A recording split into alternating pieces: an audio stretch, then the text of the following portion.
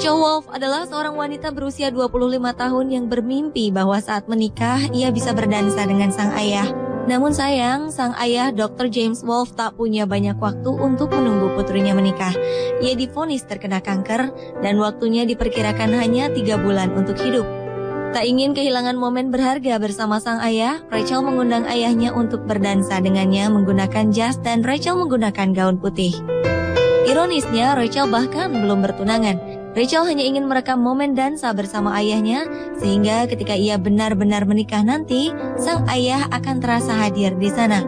Dr. James Wolf yang mengidap kanker pankreas harusnya terbaring di rumah sakit, namun ia tetap menyanggupi permintaan sang putri untuk berdansa dengannya.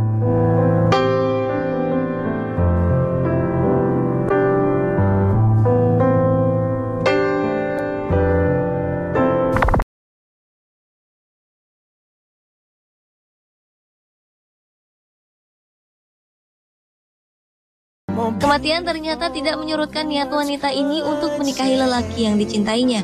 Meskipun telah ditinggal mati, Magali Jaskiewicz, perempuan asal Prancis ini tetap ingin menikah dengan kekasihnya, Jonathan George, setahun setelah kepergian sang kekasih. Sebenarnya pasangan ini berencana menikah pada November 2008 silam setelah 6 tahun berpacaran. Namun sayang, niat mereka tidak dapat terwujud karena sang mempelai lelaki tewas mengenaskan dalam kecelakaan motor 2 hari menjelang pernikahan. Merasa sedih luar biasa, Magali tetap ingin menikah dengan kekasihnya meskipun ia telah meninggal. Magali mengetahui bahwa Undang-Undang Hukum Perdata Perancis mengizinkan pernikahan anumerta jika semua persyaratan formal pernikahan sudah terlampir lengkap sebelum salah satu dari mempelai menikah, termasuk diantaranya tanggal pernikahan. Keinginannya pun terkabul.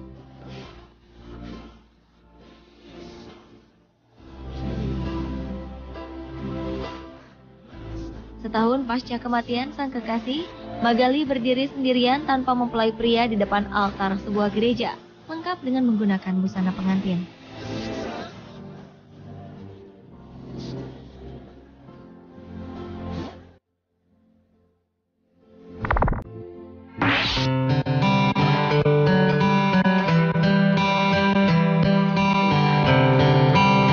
Menderita kanker membuat wanita ini tidak memiliki banyak kesempatan hidup.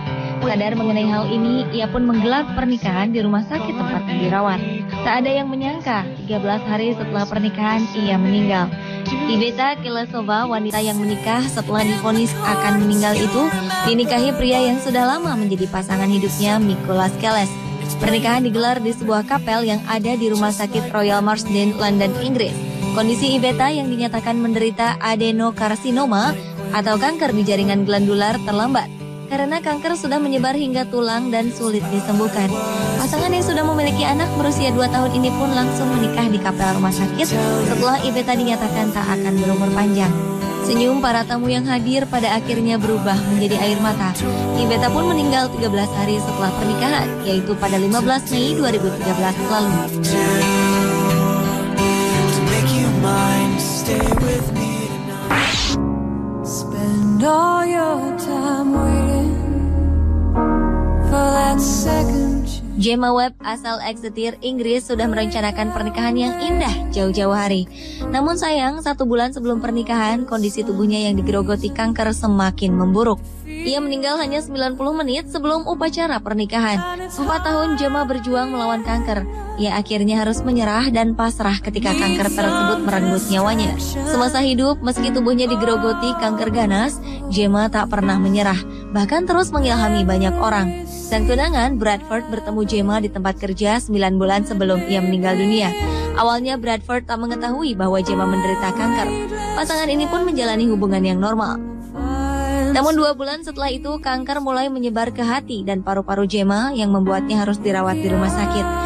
Sayangnya Gemma tak bisa bertahan hidup dan menghembuskan napas terakhir 90 menit sebelum pernikahannya.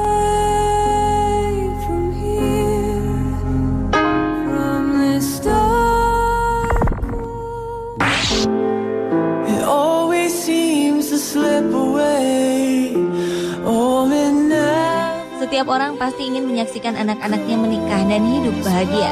Di Snellville, Georgia, Amerika Serikat, 3 bersaudara, Sarah, Kaylee, dan Jody Swales melakukan pernikahan secara bersama-sama dengan pasangan mereka masing-masing untuk mewujudkan keinginan sang ibu sebelum meninggal.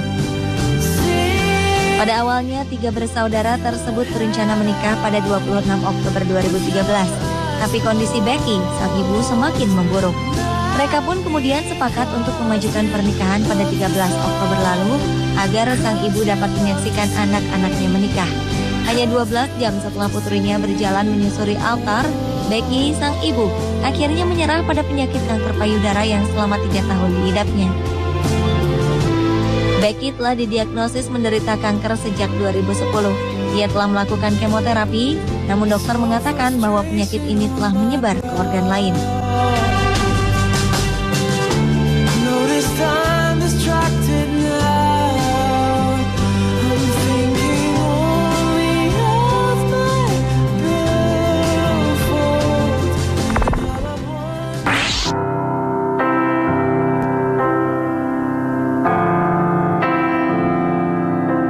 He Jingjing dan Lulai adalah pasangan yang sejatinya akan menikah di tahun 2011. Keduanya sudah membeli rumah bagi masa depan mereka.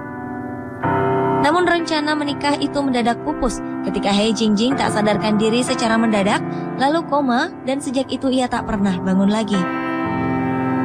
Impian Lulai untuk meminang sang kekasih seolah sirna. He Jingjing hidup disokong oleh alat bantu napas selama 2 tahun. Tepat di usianya yang ke-28, keluarga Jingjing dan Lulai membawakan kue tart untuk merayakan ulang tahun Jingjing, sekaligus menggelar upacara pernikahan yang tertunda selama 2 tahun. He Jingjing yang tak bergerak sedikit pun didandani layaknya pengantin. Namun ternyata pernikahan ini sekaligus menjadi perpisahan bagi Lulai. Setelah sekian lama berharap, akhirnya Lulai dan keluarga He Jingjing menyerah dan memutuskan untuk melepas alat bantu yang selama ini membuatnya tetap hidup. Listen to teeth to learn how to quit.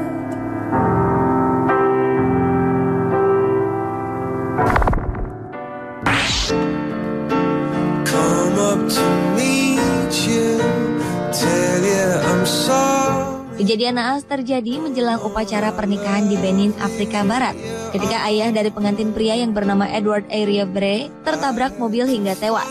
Tragedi ini terjadi sebelum kedua pengantin sempat mengucapkan janji sehidup semati. Ketika itu, seorang pria muda berusaha memarkir mobilnya di dekat tempat pernikahan.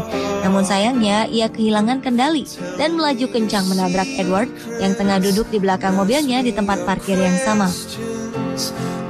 Sang ayah, Edward Arievre, tewas seketika dan tak sempat mendapat pertolongan medis. Kejadian ini terjadi di depan Registry of the Oredo Local Government Area di Edo State, Benin.